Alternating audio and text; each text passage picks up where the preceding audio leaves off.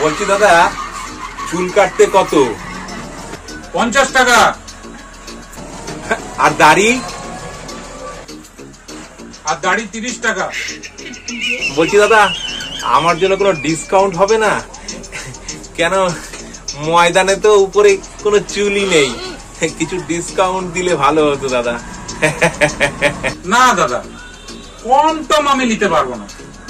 আপনার জন্য আমি একটা কাজ করতে পারি, বগলের চুলটা ফ্রিতে কেটে দিতে পারি।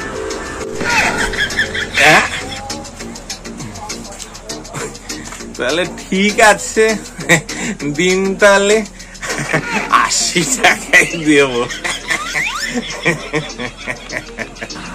বসুন, এই হাতের কাজটা সেরেই আপনাকে দিচ্ছি।